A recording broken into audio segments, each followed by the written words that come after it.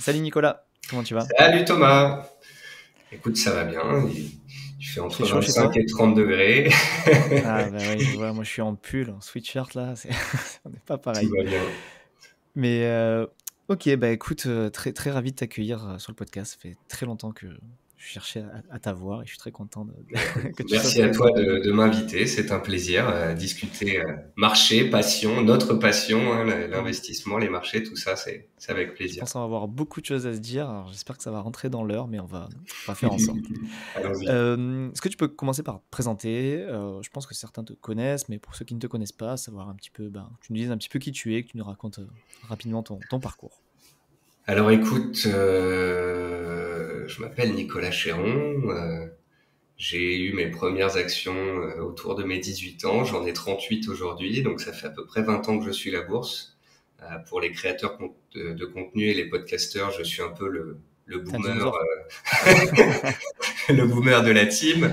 T'es un de celles qui a connu Euh, déjà la crise de 2008 et oui, presque celle de 2000. en fait, si tu veux, pour la petite histoire, j'avais touché un petit bout d'héritage lorsque j'avais 13 ans.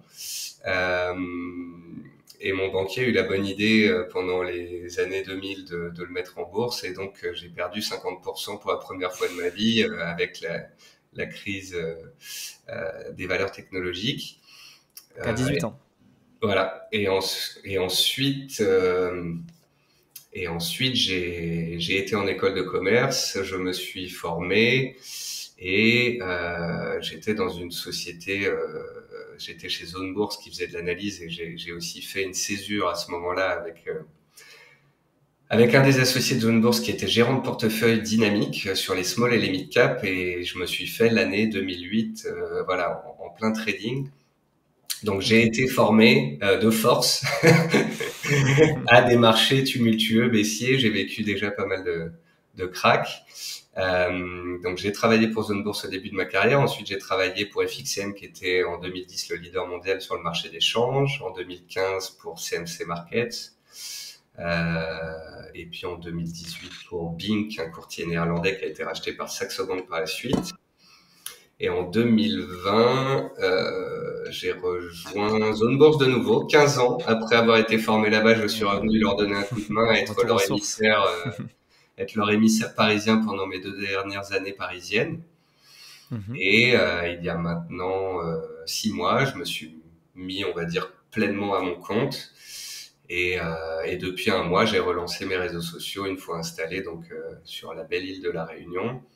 Et alors je suis analyste boursier de formation et ces 10-15 dernières années, je me suis un peu placé comme un créateur de contenu, vulgarisateur, pédagogue, éducateur.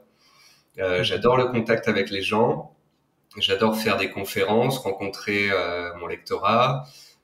J'utilise tous les réseaux sociaux possibles et imaginables. J'aime faire des contenus courts, des contenus longs, des interviews, des écrits, des newsletters. Et mon but, c'est de donner les clés de lecture pour comprendre, démystifier, démocratiser, comprendre les marchés financiers, que ce soit la macroéconomie, l'analyse technique, l'analyse fondamentale, les théories des cycles, l'importance de l'investissement, les dangers du trading. Voilà, c'est de donner toutes ces clés aux investisseurs particuliers et de participer, on va dire, si on prend du recul, à la démocratisation de l'éducation financière des Français, éducation dont ils ont malheureusement et dont moi aussi j'ai malheureusement manqué quand on était au lycée ou même en école de commerce, puisqu'en France, malheureusement, l'éducation financière et la création de patrimoine sont vraiment des sujets qui sont mis de côté, voire qui ne sont pas beaucoup aimés, parce qu'en Ouais, France, qui sont même tabous, tu vois, des fois c'est on des parle pas sujets qui peuvent d'argent. être Voilà, clivants et tabous, ouais. Bah écoute, exactement. on est dans le même bateau, on a la même mission, Nicolas, moi à mon humble échelle, mais très content Ben d'entendre ce voilà. discours parce que toi, je sais qu'avec la portée que tu as, toi aussi, enfin, voilà, tu as une vraie influence, donc c'est cool, quoi. Bah écoute, merci pour cette présentation. Je vais commencer par te poser une question assez large, Mhm. mais qui, je pense, sur lequel on va pouvoir pas mal discuter. C'est comment trouver l'investissement qui nous ressemble. Parce qu'au final, moi, j'ai beaucoup, tu vois, d'auditeurs qui viennent me voir, que ce soit pour du conseil en investissement ou même, voilà, suite au podcast, qui me disent qu'ils ont le syndrome de Netflix. Tu vois, il y a tellement de choix. Ouais, qu'ils savent pas par où commencer, tu vois. ouais, ouais. Et Ça a même un nom, hein, le syndrome du switcher, on appelait ça il y a quelques années. J'avais un ami, Jérôme Révillier, qui avait écrit un article là-dessus. ouais, Parce que les gens switchaient soit de technique, soit mm, d'actifs. Donc un coup, ils traitent les monnaies, ensuite les actions, ensuite les cryptos, ensuite les ETF, ou le switch des temporalités, on fait du court terme, puis du long terme, puis du moyen terme, etc. Ou le switch des indicateurs. Au début, je fais de l'Ishimoku, ensuite je fais des bandes de Bollinger, ensuite je fais du chartisme, etc. Donc effectivement, très syndrome Netflix, je le retiens parce que ouais, c'est une bonne façon de. c'est un abonné qui m'avait sorti ça, et depuis, moi, je l'ai réutilisé souvent en disant, bah voilà, si t'as le syndrome de Netflix, C'est très ben voilà, juste. on peut en parler, quoi, et je vais pouvoir essayer de t'aider pour bah, te focaliser et trouver l'investissement qui te ressemble, justement, quoi. En Mais je voulais fait, savoir, toi, c'est le bon et le mauvais côté des choses. Le bon côté des choses, c'est qu'aujourd'hui, on a Internet et on n'a jamais eu autant de ressources éducatives gratuites sur la bourse, l'investissement, les fonctionnements des marchés financiers. j'ai envie de dire même sur tous les sujets du monde, en Surtout, fait. surtout. Du coup, tu arrives au début et tu ingurgites de la macroéconomie, du long terme, du court terme, qu'est-ce que la value, les growth, est-ce que je fais des US, etc., des ETF et tout ça. Et tu vas tomber sur des vidéos, tomber sur des newsletters, tomber sur des comptes Twitter qui vont te donner envie de suivre des gens.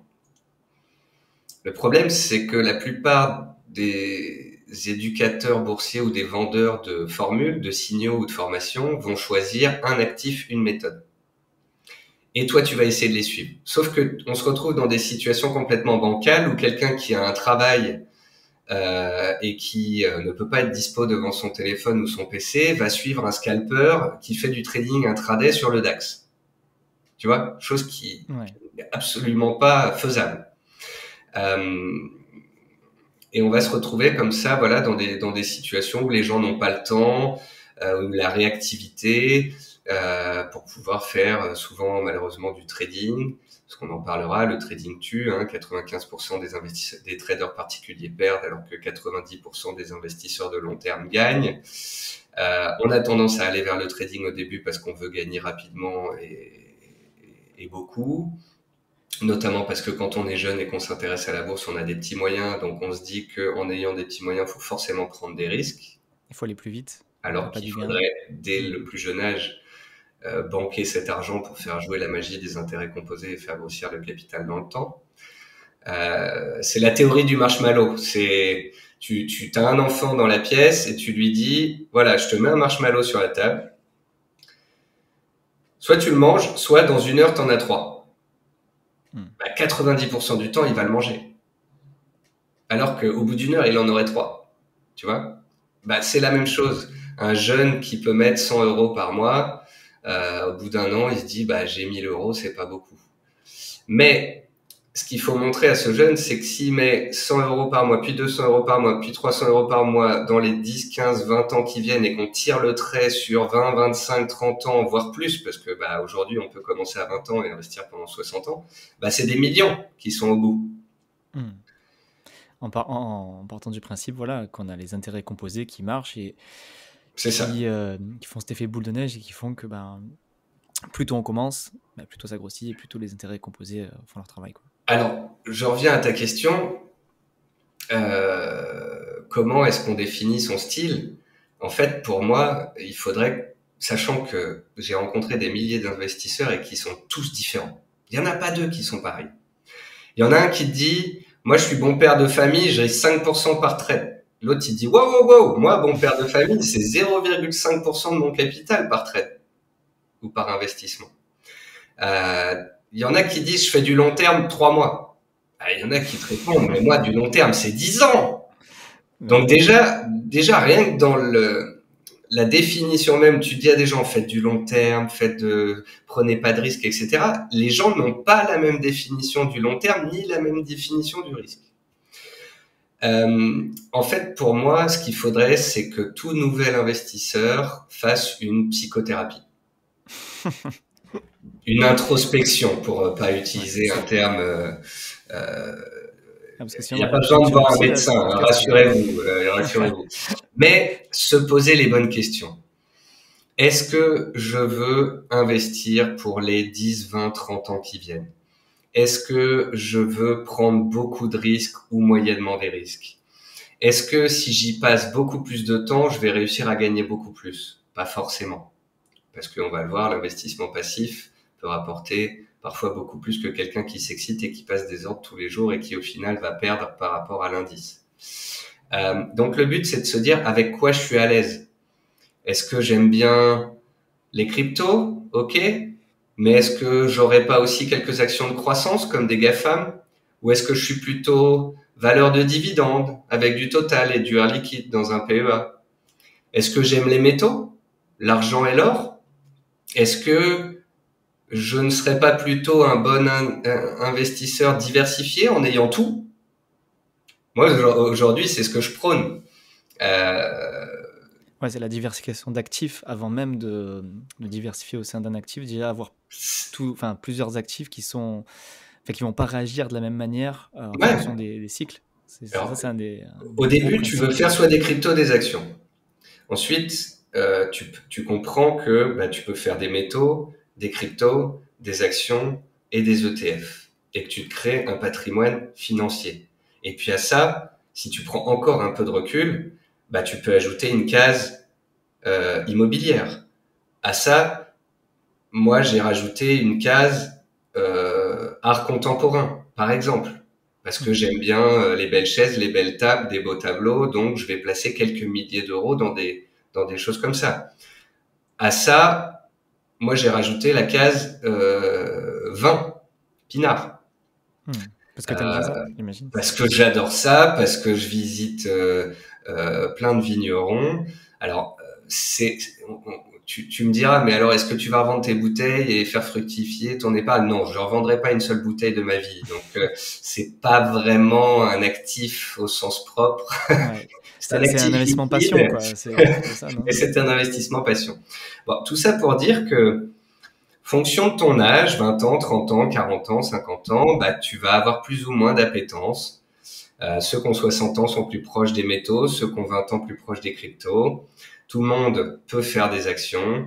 Certains vont aimer le vin, d'autres vont faire de l'art, d'autres vont acheter des montres, parce qu'il y a le marché des montres, tout comme il y a le marché des timbres ou des instruments de musique, tu vois. Mhm. Mais ce qui compte, voilà, c'est de faire quelque chose qui nous ressemble, quelque chose qui est diversifié. Il y en a aussi qui font du crowdfunding, il y en a aussi maintenant qui font de l'immobilier tokenisé. Il y a plein de solutions et c'est ça qui est génial, quoi. C'est Aujourd'hui, clair. Et puis maintenant, j'ai envie de dire, avec toutes les nouvelles technologies, la blockchain qui arrive aussi, mais ouais. t'as as plein de nouvelles solutions d'investissement. Et après, enfin, moi, je serais quand même partisan, tu vois, pour un débutant. Alors, Oui. je te pose la question, hein, peut-être pour vraiment quelqu'un qui débute, qui démarre, peut-être Ouais. commencer par, tu vois, s'intéresser aux actifs peut-être les plus connus et les plus solides, du style actions, obligations, immobilier, quoi. Je sais pas ce que tu en penses. Action, obligation, immobilier. Alors, obligation, c'est particulier parce que les Français connaissent très mal et même les professionnels en parlent très peu. Et c'est des produits parfois complexes, quand même réservés aux pros. Euh, Alors, juste, je te coupe sur la ouais. partie obligation. Moi, j'ai tendance à penser que, enfin, et c'est ce que je fais moi à titre perso, tu vois. Moi, la partie Mhm. obligataire, j'ai pas forcément, enfin, j'ai testé deux, trois trucs, mais moi, mon exposition aux obligations que je considère, en Ouais. gros, je m'emmerde pas, c'est les fonds euros. Je sais que c'est pas Oui. 100% du fonds euro, mais tu as 80% des fonds euros qui sont investis en obligations. Oui. Donc, moi, je considère que mon exposition aux obligations, c'est les fonds euros. Ok, Donc, d'accord. quand je parlais obligations, voilà, je voulais plutôt dire Bon, fonds dans ces euros, cas-là, tu fonds. vois, j'en ai aussi puisque j'ai un PER Mhm. et que j'ai des poches d'actifs sur lesquelles je suis beaucoup plus dynamique, comme mon PEA, mon compte titre. Mais mon PER, par exemple, c'est du fonds, c'est que de l'obligataire. Ok. Voilà. Et ça, c'est une petite poche. Euh, Après, il faut regarder les poches, justement, qui servent à investir. Et je pense qu'il est bien, quand on débute, d'avoir un compte titre et un PEA. Le PEA te permet de faire de l'accumulation de titres français ou européens que tu connais un peu mieux que les autres, sur lesquels tu as un peu plus d'informations que les autres, avec des politiques de dividendes sympathiques, avec la fiscalité qui joue. Mhm. Et tu peux avoir des ETF ou des actions européennes et puis des belles valeurs françaises. Historiquement, l'exemple de Total, l'exemple de Air Liquide, c'est quand même voilà, des belles choses qui n'ont rien à envier aux GAFAM. Et puis après, tu peux avoir un compte titre. Et aujourd'hui, les comptes titres, c'est assez génial parce que tu peux faire de l'accumulation de crypto, de métaux, d'ETF et d'actions qui sont pas payables, notamment des actions américaines. Et du coup, tu as deux poches avec différentes classes d'actifs et différents types d'actions et d'ETF. Et ça te permet déjà de te mettre un bon pied dans la finance, dans la diversification et dans la création de patrimoine.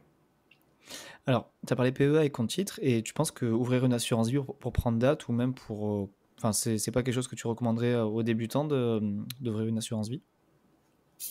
Euh, c'est un choix personnel un peu particulier chez moi Mhm. de ne pas en avoir. Mais je pense que c'est ce qu'on appelle une déformation professionnelle. C'est-à-dire que j'ai été élevé dans les cracks.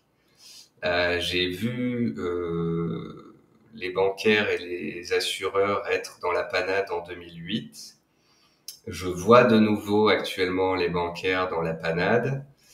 Et ça ne me rassure pas quant à cette enveloppe un peu particulière qu'est l'assurance vie, parce que j'ai aussi vécu, c'était il y a 5-7 ans, les mises à jour de la loi Sapin 2. Alors Oui, c'est c'est très important que tu en spécifique, parles. Je hein. trouve que pas assez beaucoup de monde, enfin, je trouve que personne n'en parle, et je trouve que Ouais. c'est très important que tu expliques peut-être qu'est-ce qu'il y a dans cette loi Sapin Ah, 2 en, relatif à l'assurance vie, tu vois, parce en que c'est très fait, important, je cette trouve. loi Sapin 2 dit qu'en cas de crise bancaire financière majeure, bah, l'État peut bloquer les assurances vie, voire les ponctionner. C'est ça. C'est qu'en gros, l'assurance vie n'a plus cet avantage de liquidité qu'on vend tout le temps, qui est que, Et contrairement. alors cette liquidité, mais surtout cette sécurité. Hmm. C'était l'assurance vie avant, c'était la poche long terme faite pour potentiellement soit acheter un bien plus tard, soit le donner à tes enfants, où tu pouvais limite, il y avait des assurances vie avec des fonds garantis, tu pouvais pas perdre d'argent, c'était sécure et ça pouvait ni être bloqué ni ponctionné. On est dans un monde aujourd'hui qui change, on est dans un monde qui subit des turbulences et je suis beaucoup plus à l'aise avec un compte titre et un PEA sur lequel j'ai des actions. Et à mon avis, s'il y a une crise, tu vois, bah, l'État ira bien plus facilement taxer les comptes bancaires supérieurs à 100 000 euros ou les assurances vie que le compte titre et le PEA de monsieur et madame tout le monde. Ouais. Donc Sauf c'est que, tu vois, peut-être une déformation professionnelle, comme je te l'ai dit, ouais. Ouais, mais moi, je je vais suis quand pas même fan de défendre cette un peu. enveloppe. Je vais quand même un peu défendre moi l'assurance vie, parce que moi c'est quelque chose quand même que je prône assez souvent, que ce soit en Mhm. conseil ou même à titre perso, parce que j'en ai hein, à titre perso. Ouais, Moi je trouve qu'il y a quand même des avantages à l'assurance vie, hein. C'est pour moi il y en le a. fait que ce soit un peu le couteau suisse investissement, c'est-à-dire qu'au sein d'une même enveloppe, tu peux mettre de la SCPI, tu peux mettre du fonds euro, tu peux mettre des ETF. Euh, et puis c'est quand même liquide. Parce que tu vois, sur le PR, tu peux faire pareil, mais Oui. le PR, c'est beaucoup moins liquide. Donc moi, je trouve que ça a quand même ces deux gros avantages qui sont, bon, mis à part la fiscalité, bien sûr, mais ça, c'est comme le PEA. Tu peux un peu mettre tout dedans, et je trouve que c'est bien. Enfin, moi j'aime bien pour ça. Mais par contre, je suis complètement d'accord avec toi qu'il y a moi, ce truc de la loi Sapin 2, c'est pas quelque chose qui me plaît. Et c'est pour ça que j'ai pas tous mon assurance vie d'ailleurs, hein, que je mets aussi, Mhm. que je trouve que c'est très important de diversifier en termes d'enveloppe fiscale. Donc PEA, compte titre et crypto par exemple. Mais, euh, mais voilà, moi c'est pour ça que quand même, je trouve que l'assurance vie reste quand même un pilier, et je pense que c'est important quand même d'en avoir une, même si voilà, on n'est pas à l'abri, tu vois, d'une secousse systémique qui ferait que la loi Sapin 2 s'applique, et là, qu'est-ce qui se passe? Je ne sais pas, tu vois. C'est ça. C'est comme récemment les bancaires ont été attaqués, à tort ou à raison en fonction de la qualité des dossiers. Beaucoup de gens se sont posé la question de savoir si les comptes bancaires étaient garantis ou s'il fallait sortir son argent des banques. Et on leur a tous répondu, mais ne vous inquiétez pas, il y a la garantie des 100 000 euros par compte bancaire français. Oui, sauf que le fonds qui s'occupe de la garantie de ces dépôts, il pèse même pas 0,5% des 100 000 euros fois le nombre de comptes bancaires français. Donc c'est une vraie fausse garantie, tu vois. Hmm. Sur le Après, papier, ça rassure, mais par contre, dans la réalité, tu sais pas s'ils vont vraiment rembourser, quoi. il y a rien de sûr. Et puis, vu tout ce que j'ai vu en bourse depuis 20 ans et vu les changements que nous connaissons dans notre monde, il faut ne plus être sûr de rien. C'est pour ça que j'aurais tendance à avoir plusieurs comptes bancaires dans plusieurs établissements, dans plusieurs dénominations de monnaie, avoir des euros, avoir des dollars, avoir du franc suisse, avoir différents comptes bancaires, avoir différentes enveloppes, un peu d'assurance vie, pourquoi pas, un PER, pourquoi pas, un compte titre, un PEA, des cryptos dans un ledger. Et souvent, les gens veulent trouver le mieux, le plus optimum, ce qui va rapporter le plus. Ben moi, ce que je vois depuis 20-30 ans, c'est que chaque classe d'actifs se bouffe à un moment donné une crise, une baisse, un scandale. Et je dors beaucoup mieux désormais la nuit quand je sais que j'ai un peu de tout. Que Hmm. si demain, il y a plus d'internet et que je peux plus retirer de cash, ben, j'ai quelques pièces en or. Et que si demain, il y a un soulèvement sociétal et que tout part en sucette, ben, j'ai du vin à boire dans ma cave. Ce qui reste Donc, le plus je me important, hein. dis que Au quoi moins, tu qu'il se boiras du bon passe, vin, quoi. voilà, je me dis quoi qu'il se passe, que les choses aillent bien, si l'économie va bien, si les marchés continuent de monter, si l'économie capitaliste que l'on connaît, la croissance mondiale continue de tirer les entreprises, eh bien c'est parfait, je suis investi en bourse, j'ai différentes enveloppes, je vais faire fructifier mon patrimoine. Mais si tout ne se passe pas bien, bon, bah, j'ai quelques petites portes de sortie, ça va pas m'emmener loin, mais au moins, quand je pense à mes avoirs, à mon portefeuille, à mes investissements, bah, maintenant, étant un maximum diversifié, je suis beaucoup plus serein. À 20 ans, on vit une vie trépidante et on se pose pas trop la question du lendemain et on stresse pas trop. Quand on commence à avoir 30, 35, 40 ans, comme mes amis ou moi, bah, tu penses à ta vie de famille, tu penses à avoir des enfants, tu penses à la transmission, tu penses à ta carrière parce que tu as déjà bossé pendant 20 ans et il te reste encore 20 ans à tirer. Tu te dis, est-ce que j'ai commencé à mettre des choses en place pour pouvoir prendre ma retraite avant les 64 ans que l'État veut m'imposer? D'autant plus que moi, je suis convaincu qu'on n'aura pas de retraite quand on arrivera à 60, 65 ans. Donc, 64 ans aujourd'hui, hein, parce que dans voilà, 20 ans, bah, on sait pas à combien on sera. ce sera 70. Quand tu vois que les Japonais de 80-90 ans sont obligés de retourner faire des petits boulots pour pouvoir arrondir leur retraite pour pouvoir manger, euh, le Japon, en fait, c'est l'Europe avec 20 ans d'avance, pour moi. Et ça fait 20 ans que c'est Ouais. comme ça. Ouais, ça, j'ai découvert ça il y a pas longtemps, cette histoire au Japon, où en fait, alors honnêtement, j'ai pas tous les tenants et les aboutissants, mais j'ai appris que les retraités, en fait, ils sont tellement en galère qu'ils Hmm. doivent retravailler pour des cacahuètes pour pouvoir Ouais, manger, alors qu'on est dans un pays ultra développé. Enfin, moi, je suis allé au Japon, j'ai adoré, j'ai trouvé que c'était le futur, quoi. Enfin, je trouvais que ça en avance bien par sûr, rapport à nous, on va dire, sur le côté technologique, tout ça. bien sûr. Et je voyais beaucoup de vieux qui travaillaient, enfin, qui faisaient vraiment des tout petits boulots, enfin, qui donnent vraiment pas trop envie en plus. Et bon, j'ai pas eu la chance de rencontrer des Japonais qui ont pu m'expliquer, mais j'ai pu entendre ça dernièrement. Et tu me le confirmes, en fait, c'est quoi? C'est qu'en fait, ils ont un système de répartition aussi là-bas qui est déséquilibré, ou c'est pour quelle raison? Ça, tu sais? Je sais pas exactement t'expliquer la chose, mais je pense que les retraites sont pas bien élevées. Et puis tu sais, les gens qui sont à la retraite au Japon maintenant, qui ont 90 ans, c'est des gens qui ont bossé ces 60 dernières années. Les systèmes de retraite, etc., c'est pas forcément des choses qui étaient communs, que tout le monde avait, auxquelles les gens souscrivaient. Je te prends l'exemple de ma grand-mère. Euh, paix à son âme, il y a quelques années, elle était à la retraite, elle touchait 900 euros alors qu'elle a bossé toute sa vie avec mon grand-père qui avait une société, mais où elle était femme d'artisan, tu vois. Hmm. Et elle faisait la comptabilité, et elle s'occupait des clients, elle s'occupait de choses comme ça, sauf que c'était les années 60-70. Voilà, tu salariais pas forcément ta femme, tu mettais pas forcément en place des choses. Et il y avait encore du cash, de la croissance, de l'argent. Donc peut-être que les gens se posaient peut-être pas assez ces questions-là. Donc, donc voilà, c'est ça qui fait qu'on est dans un monde un peu particulier où les pays développés ont une population vieillissante, ont 30%, puis 40, puis 50% de la population dans 20 ans qui sera plus en âge de travailler. Donc les actifs vont devoir supporter une charge de plus en plus grande. Donc je pense qu'on n'aura pas de retraite. Et je pense que aux États-Unis, en Angleterre, en tous les cas dans les pays anglo-saxons, on apprend dès le plus jeune âge aux gens qu'il va falloir se constituer un patrimoine, acheter de l'IMO, des actions, etc. Et il faut absolument qu'on prenne ce tournant-là en France et en Europe pour se préparer à la suite. Complètement d'accord. Pour ça que j'investis également. Pour ces raisons, en grande partie. Du coup, je voulais revenir un petit peu sur le sujet de la bourse et reparler. On a brièvement parlé en intro de l'investissement actif et passif.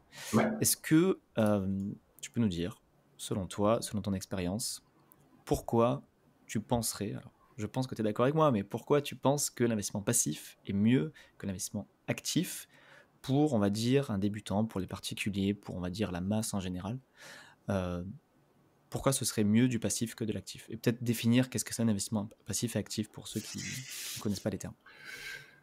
Un investissement actif, ça va être le fait de passer des ordres, d'acheter et vendre, de passer d'une action à l'autre, d'un ETF à l'autre, d'une crypto à l'autre, d'essayer d'optimiser en permanence. Pour certains, ça va être un ordre par mois, pour d'autres, ça va être 2 ordres par jour. Et donc, ça va s'apparenter plus ou moins à de l'investissement actif, voire à ce qu'on pourrait appeler du trading. Il y a du trading où tu passes plusieurs heures par jour, mais il y a aussi ce qu'on appelle le swing trading sur plusieurs jours, plusieurs semaines. Or, ayant travaillé chez 3 courtiers internationaux ces 15 dernières années, je connais les chiffres. Tu vois souvent les publicités sur Internet avec marqué ce trimestre, 75% de nos clients ont perdu. Sur des pubs pour les CFD, les produits de bourse, etc. Sauf que quand tu mets bout à bout 75% de perdants par trimestre et que tu mets ça sur plusieurs années, en fait, c'est 95 à 98% de traders particuliers qui perdent de l'argent. Donc en fait, le trading tue. La volonté de vouloir optimiser en permanence, de passer des ordres, de se prendre pour un trader parce qu'on a fait un joli coup à un moment donné, qu'on a investi pendant le Covid, qu'on a fait 100% en un an parce que les gouvernements ont injecté comme des fous et qu'on s'est dit « Ouah, je suis trop fort ». En 2022, c'était moins le cas. En 2022, il y a eu le rappel à l'ordre pour te rappeler que la bourse, c'était pas facile, justement. Et là, tout le monde a compris. Moins 90% sur 90% des cryptos, moins 80% sur les valeurs de croissance aux US, moins 30%, 35% sur le Nasdaq. Là, les gens, ils ont moins 85 ou 6% sur le Bitcoin. Là, les gens, ils ont fait, ah oui, non, en fait, c'est pas facile.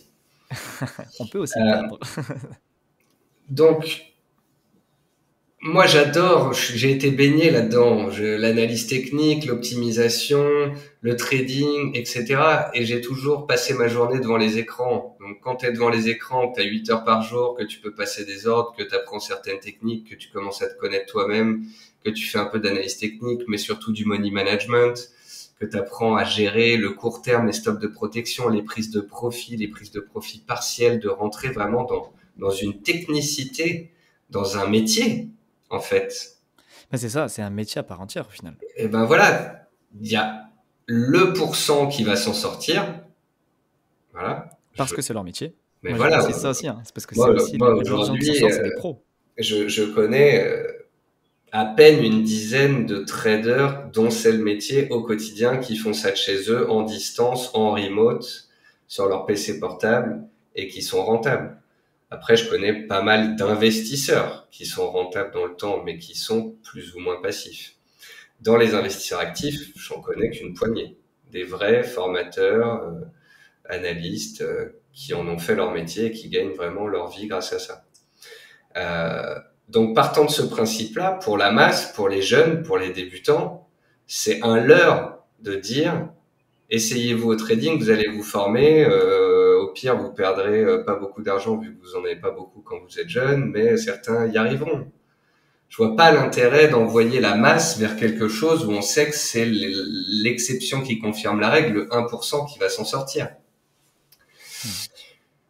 L'investissement passif, c'est de faire en sorte que les œufs que tu mets dans tes différents paniers, puisqu'il faut pas mettre tous ces œufs dans le même panier, permettent de faire sortir des poussins qui vont à leur tour devenir des poules et des poulets, qui vont faire d'autres œufs et qui vont générer des rendements, des dividendes, des intérêts composés qui vont s'ajouter au capital que tu as mis à la base et potentiellement au capital que tu vas continuer de rajouter tous les mois, toute ta vie.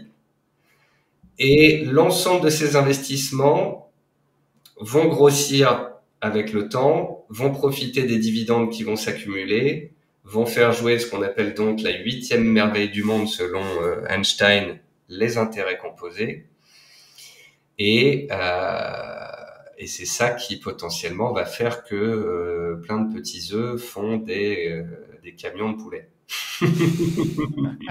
J'aime beaucoup l'analogie avec les poulets. Parce que les œufs, on connaît, mais on ne pense pas qu'après un œuf, tu deviens un poussin qui devient un poulet aussi. Donc c'est bien. Et une poule qui va pondre des œufs, etc., etc. Donc, c'est de se dire, depuis 100 ans, l'immobilier monte. Il y a des crises, il y a des hausses, il y a des baisses, mais globalement, ça monte. Les actions montent. Les cryptos, depuis leur création, montent aussi. Certes, elles perdent 80% tous les 3-4 ans, mais globalement, ça monte. Et de se dire, je vais donc acheter un peu de tout le temps, pour jouer les tendances haussières. Alors, ça justement, de très long terme. Ça tombe bien que tu en parles parce que je suis complètement en phase avec ce que tu racontes. Moi, c'est ma stratégie, clairement. C'est du passif et jouer sur les tendances haussières long terme. Mais je me pose quand même des fois les questions. Je me dis, ok, c'est bien ce qu'on a connu depuis 150 ans, je dirais. Enfin, depuis que la bourse existe, tu vois, elle a toujours monté. Les cryptos, c'est beaucoup plus frais, mais c'est la même chose. Hein, malgré la volatilité qui est beaucoup plus forte, ça finit par monter sur le très long terme. Par contre, mais est-ce qu'on n'est pas à l'abri un jour d'avoir un marché baissier durable, comme il y a eu dans les années 30, tu vois, par exemple, je crois que ça a mis 20 ans dans les années 30 à retrouver ses plus hauts. Est-ce qu'on a une certitude, tu vois, qu'il y ait une tendance haussière long terme? J'en sais rien, moi, si demain, alors là, je suis vraiment le pessimiste volontairement, hein. Si demain, on a une 3e guerre mondiale, tu vois, par exemple, ou je ne sais pas ce qu'il peut y avoir. Mais aujourd'hui, nous, mine de rien, même toi, avec ton expérience, ça fait 20 ans sur les marchés, tu as connu la décennie perdue en plus, tu as connu voilà, les 2 pires crashs. Qu'est-ce qui se passerait, tu vois, aujourd'hui, si on est sur une tendance baissière qui dure 10 ans? Est-ce que tu as déjà pensé à ce type de scénario? Bien sûr. Et voilà. C'est pour ça que j'ai écrit un article dessus. Ouais, je l'ai pas lu, tu vois, celui-là. Bon, c'est l'instant pub, si tu me permets. Ah bah vas-y, fais-toi plaisir. J'ai une lettre, en fait, que j'ai créée, là, il y a quelques mois, qui est une lettre d'éducation financière, dans laquelle c'est une newsletter, dans laquelle j'essaye de faire passer des gérants pour parler de choses compliquées, des PDG pour parler de leur boîte, et dans laquelle je reprends des concepts très importants d'explication justement sur qu'est-ce que le passif, qu'est-ce que le long terme, qu'est-ce que le très long terme, qu'est-ce que la théorie des cycles, pourquoi le DCA et le passif c'est mieux, pourquoi le market timing ne fonctionne pas beaucoup, etc. Donc pour ceux qui nous écoutent, j'ai un site, c'est nicolaschéron comme mon nom.fr. Vous pouvez vous inscrire, c'est une newsletter gratuite et vous aurez toutes les semaines des articles. Une des premières newsletters que j'ai écrites, c'est « Tu es le pire investisseur au monde ».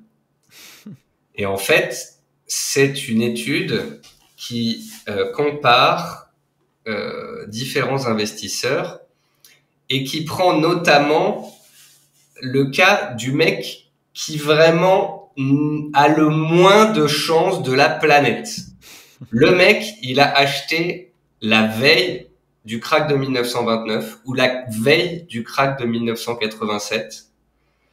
Et il a commencé la bourse et il s'est pris moins 50 dans les dents. Sauf qu'en fait, la beauté de l'investissement mensuel et de l'accumulation d'argent dans le temps, c'est que tu vas acheter dans la baisse, acheter quand c'est en bas, puis acheter dans la remontée. Ça va te faire un prix moyen. Et du coup, il va pas falloir attendre que la bourse revienne tout en haut pour que tu sois positif. Mais souvent, dès le premier tiers ou dès la moitié de la baisse remontée, parce que tu as acheté à la hausse et à la baisse dans toutes les périodes de temps, tu vas repasser en positif.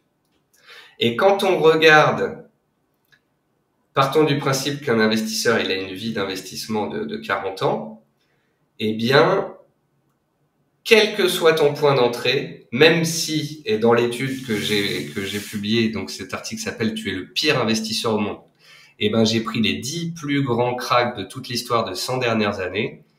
Au bout de 8 à 10 ans, tu es revenu à la moyenne de long terme, autour de 9% de rendement du marché action. C'est le rendement qu'on a eu des 100 dernières années. Ça, Donc c'est dans le cas certes, où, dans les pendant pires des 2 cas, ans, quoi. 3 ans, 4 ans, 5 ans, bah, tu auras sous-performé, tu seras un peu moins bien rentré, etc. Mais si tu prends 10 ans et plus, il n'y a aucun souci, tu reviens à la moyenne historique, tu reviens à de la performance. Et en fait, la moyenne est déjà une très bonne chose parce que quand tu fais du passif, que tu achètes du S&P 500 ou du MSCI World qui délivre entre 9 et 11% si tu le regardes sur les 10, les 30 ou les 50 dernières années, c'est la moyenne. Souvent, les gens disent, mais moi, je veux faire mieux que la moyenne. Oui, sauf que il faut savoir que pourquoi Warren Buffett dit depuis toujours d'acheter un ETF S&P 500 plutôt que d'acheter des fonds, des actions et de se compliquer la vie, c'est que la moyenne fait mieux que 99% des traders particuliers et elle fait mieux que 90% des gérants de portefeuille. Si tu prends tous les gérants de portefeuille de la planète, il y a seulement 10% d'entre eux qui sont des pros H24 devant le marché, parfois depuis 30 ans, qui arrivent à faire mieux que la moyenne. Donc en fait, la moyenne, c'est le Graal. Moi, si tu me dis, Nico, je te garantis qu'avec un portefeuille diversifié sur crypto, métaux, actions, ETF, tu vas investir pendant 20-30 ans, tu auras un rendement de 6 à 8%, je suis très content. Parce que la Mais moyenne fait beaucoup surtout mieux que que tous ceux qui font de l'actif, fait beaucoup mieux que tous les fonds d'investissement, beaucoup mieux que tout ça. c'est ça qui est fou, moi je trouve. Enfin, là, quand on est d'accord, quand on parle du marché, on parle d'investir dans un ETF, hein, voilà, qui réplique un indice Ouais, géographique, enfin S&P 500 ou Monde, comme tu as cité. Moi, ce que je trouve assez fou, c'est que donc, des gérants qui sont donc c'est des entreprises avec plusieurs personnes dedans, donc une intelligence collective au sein de l'entreprise, sur le long terme, n'arrivent pas à faire mieux en fait que si tu investis passivement dans un ETF. Et, et du coup, j'ai un petit peu creusé, tu vois, sur les raisons pour lesquelles. ouais. euh, est-ce que tu as des arguments, après je peux donner les miens si tu veux, de ce que j'ai pu lire, les raisons pour lesquelles tu vois, les fonds ne battent pas les ETF. Alors, moi, je te donne ma vision des choses. On a voulu rendre compliqué la bourse ces 30-40 dernières années. On n'a pas voulu donner les connaissances aux particuliers pour qu'ils le fassent par eux-mêmes. Il y avait encore pas forcément les courtiers, les outils et les banques qui permettaient de le faire, sauf pour les plus riches.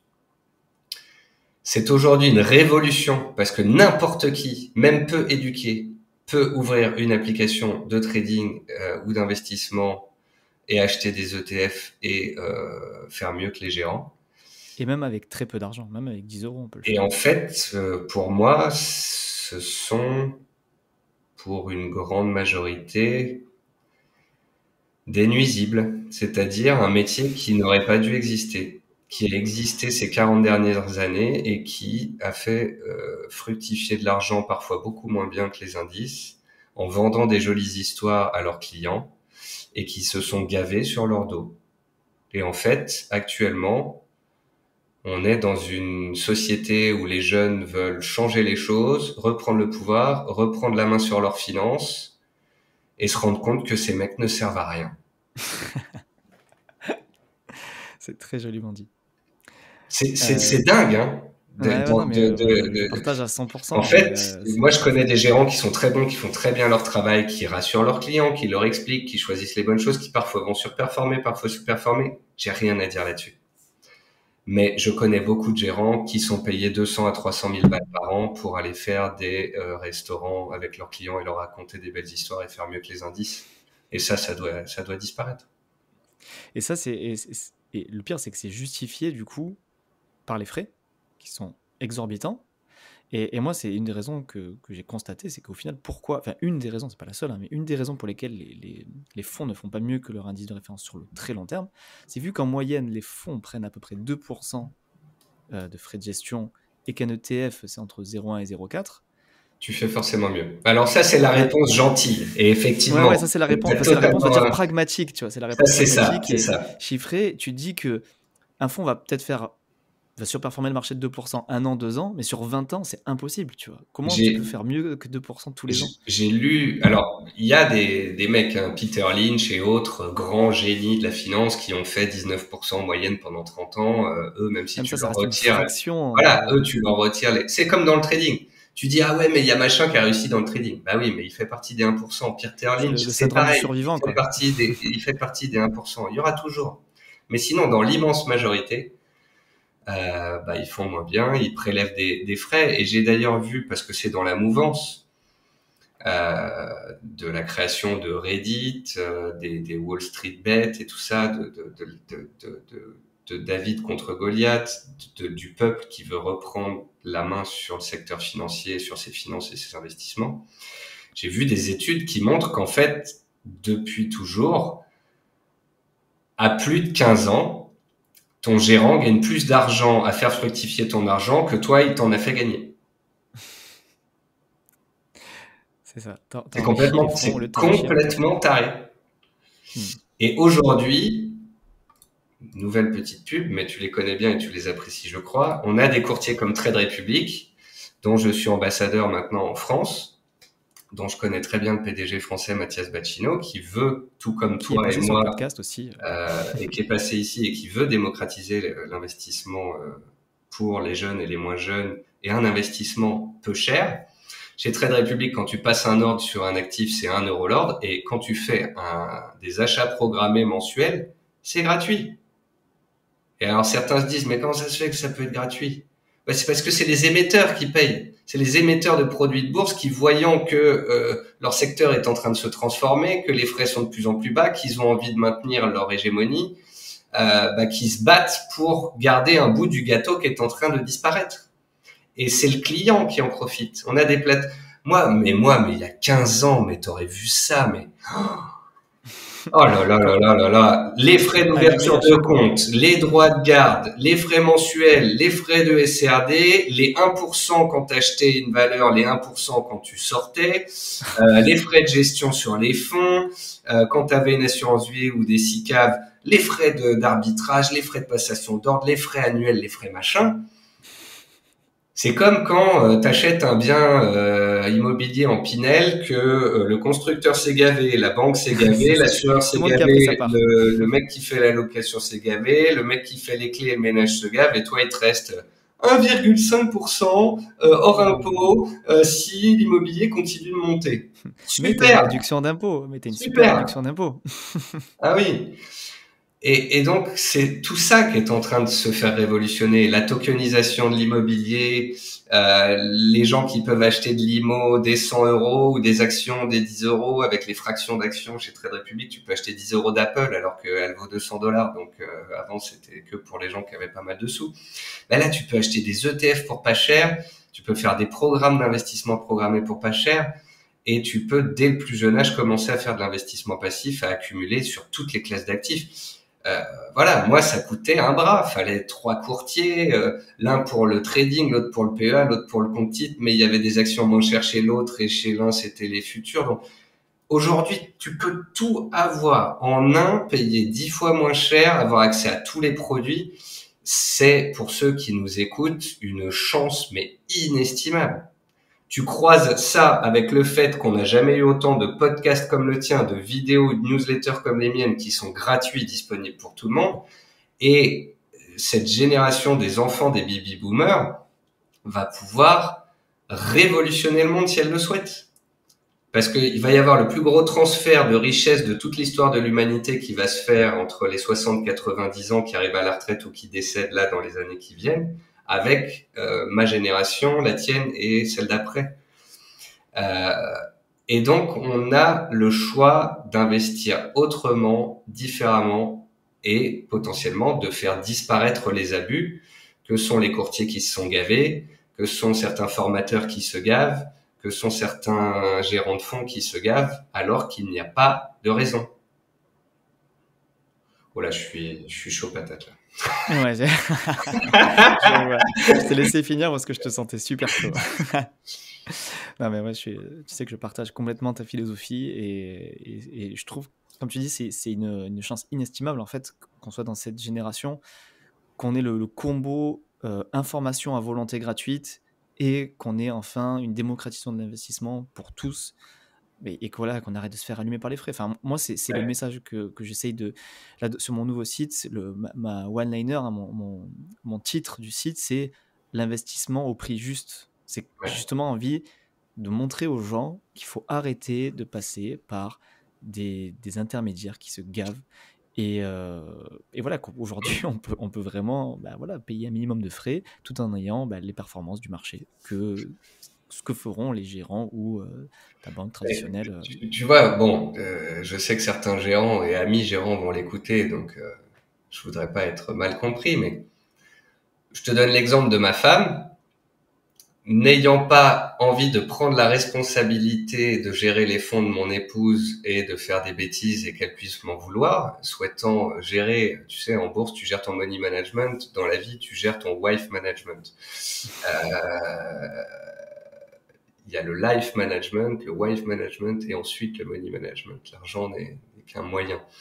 Je suis passé par des gérants, des amis, où je sais que les frais sont corrects, où je sais qu'ils utilisent des bons produits, où je sais que les performances sont bien, où je sais que elle aura des calls avec eux d'explications sur qu'est-ce qu'ils font pour elle et pourquoi, où je sais que si demain je décède, tout est géré. Elle a son PEA, son assurance vie, son PER, etc. Elle a tout qui est géré, toute la paperasse, toutes les assurances, tout est géré par eux. Ça me retire un truc que je veux pas faire. Elle n'a pas de temps à y passer et ce sont des professionnels qui gèrent. Mais c'est les 1%. C'est au prix juste. Tous les autres, ça sert Ouais, pas ouais. à grand chose. Ok. Je voulais, maintenant qu'on a bien décrit l'importance de l'investissement passif vs l'investissement actif, Mhm. on a parlé donc d'ETF, hein, je précise au cas où ce n'était pas clair, hein, investir passivement, c'est Ouais. investir en ETF. Alors après, Sachant qu'il existe plein de stratégies il y a, d'ETF, hein, il y a plein de tu connais stratégies, il y a bien. plein d'ETF, les ETF indiciels, les ETF sectoriels, etc. Il y a même des gens qui te diront, oui, mais attendez, moi, mon grand-père, il a fait du DCA, c'est-à-dire il a fait des achats mensuels sur du Air Liquide et du LVMH et tout ça. Il y a des gens qui diront, ah, si c'est que pour faire des ETF, c'est plan-plan, moi j'aime bien certaines actions. Je pense qu'on peut ne pas s'interdire de faire de l'investissement passif sur action si on est fan de certaines boîtes, mais tant qu'on choisit des boîtes de qualité, qui sont haussières à très long terme et ou qui délivrent des dividendes, qui ont des bons résultats. Et s'il y a un changement à un moment donné dans les fondamentaux du titre, faut savoir en sortir parce qu'une action peut aller à zéro alors qu'un ETF ira jamais à zéro. Et c'est notamment pour ça qu'on privilégie les ETF pour une stratégie passive de long terme. Donc je pense qu'on peut aussi avoir un peu d'action. Je pense aussi qu'on peut, tu vois, faire... Et c'est encore une histoire d'allocation, parce qu'au final, Oui, tu peux te dire, bon voilà, je mets 80% de ma partie bourse en ETF, et entre guillemets 20% de et j'ai 20% sur plaisir, les actions. Oui, où tu dis, ben voilà, j'essaye, j'investis dans les boîtes sur lesquelles je suis en accord, j'ai des convictions, et sur lesquelles je crois, et c'est ouais, mon petit pari, plus c'est risqué, ça. mais aussi potentiellement plus rentable. Et Ça, c'est encore le truc qu'on a défini au début, c'est le fait que chacun est différent. Voilà. bien sûr, Il y en a qui bien vont sûr. se dire, Et il y a des gens qui seront... moi j'aime bien le DCA, mais je vais acheter les 15 boîtes du CAC que je préfère et je vais me créer un ETF moi-même. Tu vois, Hmm. par exemple. Voilà, donc Mais faut ça être, demande aussi plus de gestion, ça demande plus de gestion de et là suivre aussi les résultats, c'est le un chiffre truc dont d'affaires. on n'a pas parlé tout à l'heure. On a surtout parlé actif, passif, du temps passé, mais c'est le stress généré aussi. Hmm. Alors c'est le stress généré. Euh, Parce que quand tu investis à très long terme dans de l'or, des cryptos ou des ETF indiciels, tu changes ton mindset. Il n'y a plus de stress quand ça baisse, c'est l'inverse. Tu es content quand ça baisse parce que tu vas pouvoir acheter moins cher. Hmm. Ça, c'est, tu sais, il y a le graphique du cycle émotionnel de l'investisseur. Quand ça monte, il Ouais, devient ouais. euphorique, puis on est tout en haut. Ah, c'est génial, je suis trop fort en bourse. Typiquement en 2021, puis 2022, ça baisse, puis on arrive tout en bas. Ah, il faut que j'arrête la bourse, je me suis fait éclater. Celui qui C'est vise là que à ça s'arrête. 5 ans, 10 ans, 15 ans, il se dit, ça monte, je suis content, je fais des gains sur ce que j'avais accumulé jusqu'ici, mais j'aimerais bien pouvoir racheter moins cher. Et quand ça baisse et que ça craque, et alors que tout le monde flippe, et alors que la télé parle de crack, toi, tu te dis, ah, c'est cool, je vais pouvoir faire les soldes. Je vais pouvoir acheter du Bitcoin à moins 80%, je vais pouvoir acheter de l'or à moins 20%, je vais pouvoir acheter du air liquide à moins 30%, tu vois. Et, et donc, cette notion de stress disparaît, et cette notion de stress dans l'investissement, c'est celle qui fait faire des bêtises, la partie émotionnelle. Et donc, plus on vise long terme, plus on vise qualitatif, plus on achète régulièrement, moins on fait de market timing, moins on fait de trading, plus la dimension psychologique s'inverse et être content quand ça baisse, ça change vraiment la vie parce qu'on dort beaucoup mieux. C'est clair. C'est clair. C'est tout l'avantage aussi déjà d'avoir une vision long terme Ouais. et de faire du DCA, c'est que tu te dis, ben voilà, quand ça baisse. Après, c'est pas toujours facile aussi émotionnellement, hein, quand tu Oui. débutes aussi, hein, quand tu prends un moins 50%, dire bon, ce mois-ci, il faut encore que je mette 200 euros sur un truc qui vient de perdre moins 50, Ouais. ça peut ne pas être facile, mais je pense que quand tu as une vraie conviction forte et que tu commences un peu à avoir un peu d'expérience, moi j'en suis dans cette phase-là où je suis vraiment content quand ça baisse, tu vois. Alors qu'au Mmh. début, ben vraiment, je tremblais hein, quand je faisais mon DCA et que je Ouais. venais de perdre moins 20%. Mais Qu'est-ce que je fais là, quoi? Qu'est-ce ouais, que c'est ça. j'ai Non, mais je me dis, non, mais c'est bon, le DCA, ça marche pas, c'est nul. C'est ça. Et puis c'est là tu te dis ah bah oui mais le monde change, ça se trouve le capitalisme c'est fini, ou ça se trouve les cryptos Ouais, c'est ça va ça. être régulé, ou ça se trouve les métaux c'est de la merde parce que il y a une météorite qui va s'écraser sur la terre avec 2 tonnes d'or et ça vaudra plus rien. Euh, c'est là où quand tu démarres du long terme DCA, faut avoir des convictions. Si t'as pas de convictions, faut pas faire d'investissement. Hmm, je suis d'accord. Et tu vois, je voulais te poser une question aussi. Donc, on parle d'investissement passif, de la Mhm. pertinence de le faire pour tous les avantages qu'on a cités, du DCA Ouais. aussi, qui permet de réduire le stress et en gros de ne pas se prendre la tête et d'investir Mhm. bêtement tous les mois. Euh, que se passerait-il, tu vois, si tout le monde faisait ça? Parce qu'aujourd'hui, tu vois, on a parlé, hein, les gérants de fonds, leur taf, c'est d'essayer de battre le marché. Il y a donc du coup énormément encore de gestion active, même si hein, je pense que les gérants de fonds investissent aussi en ETF, mais euh, que se passe-t-il si tout le monde fait ça? Si tout le monde se dit, bon, bah ok, j'ai compris, en gros, statistiquement, j'ai plus de chances de gagner avec de l'ETF, donc ok, bah, je sais pas moi, 90% des investisseurs font des ETF gros indices. Est-ce que tu as déjà réfléchi à ce qui pourrait se passer? Est-ce qu'il y a un risque systémique voilà. Question ouverte. Euh, C'est quelque chose qui met du temps, qui est progressif. Je vois l'investissement passif augmenter depuis 15 ans que je fais de la bourse et il a à peine dépassé l'investissement actif ces dernières années. Et encore, ça dépend des classes d'actifs, des produits, etc. Et des chiffres que l'on prend parce que c'est difficile d'avoir des chiffres planétaires sur la question. Je pense que plus les gens vont être sur Internet, plus les gens vont avoir accès à des comptes de bourse, plus il va y avoir des liquidités sur la planète, plus effectivement, tout le monde va aller vers de l'investissement boursier. Ça va auto-alimenter une hausse et ça va peut-être créer un effet de bulle à terme. Euh, mais c'est ce qu'on, mais c'est ce qu'on a vu ces dernières années. Le marché a tendance à se réguler. Par des crises. Parfois, c'est des crises politiques, parfois, c'est des crises de guerre, parfois, c'est des crises de Covid, parfois, c'est des crises économiques, des récessions. Euh, et c'est un peu comme la nature qui s'autorégule, les marchés s'autorégulent en quelque sorte. Euh, je pense aussi que même si on dit que le trading c'est pas bien, même si on dit qu'il faut faire de l'investissement, même s'il faut aller sur les ETF, quand tu regardes les chiffres, il y a énormément de gens qui vont sur les cryptos, énormément de gens qui font du levier, énormément de gens qui font que de l'action, énormément de gens qui font de l'actif et pas de passif. Donc on n'en est pas là de tous y être. Il y a encore pas Ouais, mal il d'années y a avant encore ça. de la marge, ouais. C'est ce que je me dis. Je me dis, il y aura toujours des gens qui auront. Je pense qu'il y a ce côté humain, tu vois, où on a envie de faire mieux, tu vois. Je sais pas si c'est une question Ouais, ouais, d'ego ou quoi, complètement. mais mais je pense qu'il y a toujours, même si tu es convaincu par les ETF, tu as toujours une partie de toi qui a dit, bon, ben, je vais miser sur ça pour voir si ça peut En fait, si ça le peut marcher. meilleur investissement, c'est l'investissement passif et chiant. Hmm. Du coup, tu t'ennuies. Du coup, les mecs un peu smart qui arrivent à s'ennuyer et à prendre leur 6-8% tous les ans, bah, c'est cool. Et tous les autres essayent de faire mieux et se prennent des gadins. C'est la nature humaine. Et ça, on la changera pas. Et c'est peut-être ça qui fait justement qu'il y a une autorégulation dans les masses, dans les produits, dans les cracks, dans les crises. Et c'est peut-être ça qui fera qu'on évitera ces effets de méga Ouais, bulles. Après, je te cache pas que on est dans une bulle d'actifs. On a aujourd'hui 1 million de milliards de produits titrisés sur la planète. On a des dettes qui sont incommensurables qu'on ne remboursera jamais. La dette américaine qui explose les plafonds tous les ans. La dette de toutes les zones économiques.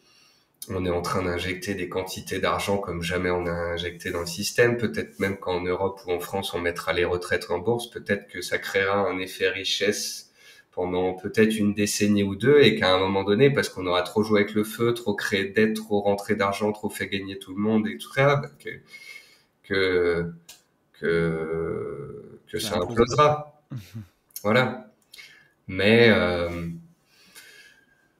bah, il y a cette capacité humaine à créer des crises et les traverser, à trouver des Et solutions, s'adapter aussi. à s'adapter. Donc, je sais qu'il y a la crise climatique, je sais qu'il y a la crise politique, je sais que on peut avoir une crise démographique. C'est un sujet d'ailleurs dont je voulais parler tout à l'heure qu'on a vite fait passer. C'est aujourd'hui un jeune qui voit la politique, l'économie, les guerres, tout ça, il doit se dire mais en fait je peux pas investir en bourse et espérer que ça fasse comme les 20-30 dernières années, que ce soit la fête du slip et que je gagne 8 à 10% par an. Je peux pas. Mais souvent ce que je réponds à ces jeunes, c'est qu'est-ce que d'après toi les gens y pensaient en 1925 à la sortie de la Première Guerre mondiale? Qu'est-ce qu'ils pensaient en 1939-40 quand Hitler prend le pouvoir et qu'on déporte des gens en Europe? Qu'est-ce qui s'est passé en 1973 quand le pétrole fait x10 et qu'on a une crise pétrolière et qu'on se dit qu'on a une crise énergétique globale? Bah, à ce moment-là, les gens, ils devaient pas se dire que ça allait être la fête, hein. Ah, que c'est pas optimiste, ouais. Voilà. Mais j'ai Donc, l'impression quand même que la bourse, c'est aussi pour les optimistes, quoi. c'est pour Enfin, les optimistes. parce que je me dis, si tu es convaincu que... Alors, je pense qu'on est tous d'accord sur le fait qu'il y a une crise climatique qui est peut-être déjà là ou qui va s'amplifier dans les années prochaines. Si on est ultra pessimiste là-dessus et qu'on pense que bah, du coup, en gros, on va s'autodétruire dans 20 ans, Ouais. c'est vrai que j'ai envie de dire à ces gens-là, bah, peut-être non, la bourse, si tu es convaincu de ça, ou je pense aussi aux survivalistes, Ouais. je pense que quelqu'un qui est survivaliste, il n'est pas fait pour investir en bourse. Parce que ça va pas être en adéquation avec ses valeurs, en fait. Écoute, j'ai un pote qui est fan de survivalisme, il l'est pas lui-même, mais tu Hmm. vois, il a des enfants, il leur apprend à faire du feu, à faire des couteaux, à survivre en forêt, à partir un week-end en bivouac. Comme dans tout sport ou discipline, il y a la façon de le faire, de bien le faire ou mal le faire.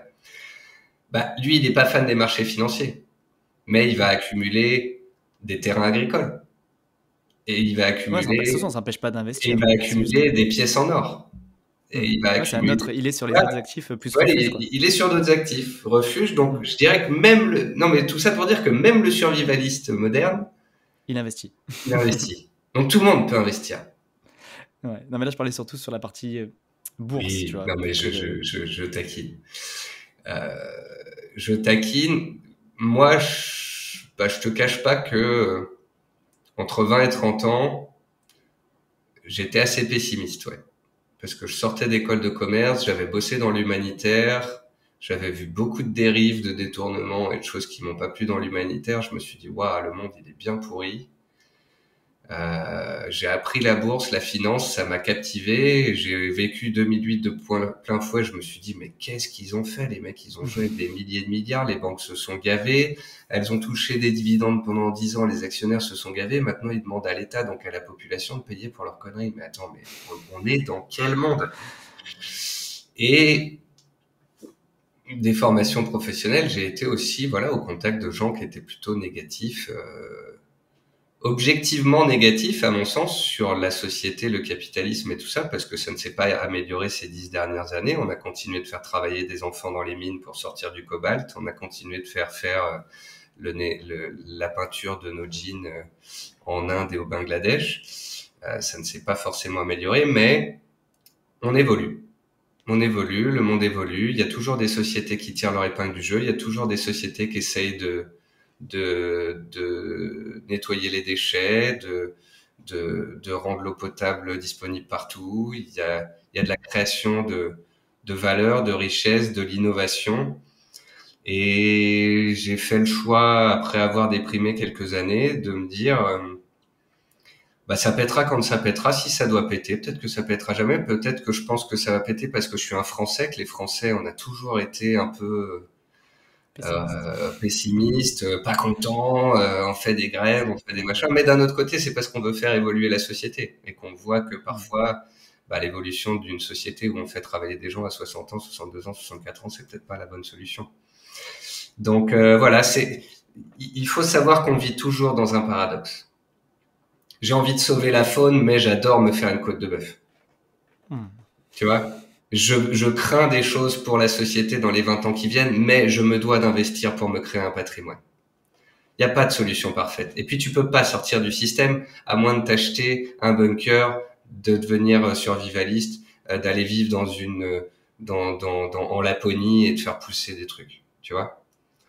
Donc il y a une société, il faut y participer, c'est quand même beaucoup plus sympa, pas d'être dans un optimisme béat, mais d'essayer de voir les choses positives qui se passent et puis d'aider à ce qu'elles se passent, que d'être dans le négatif en permanence. Voilà. Ok, bah écoute, je vais écrire cette dernière phrase. Non, c'était très joliment dit.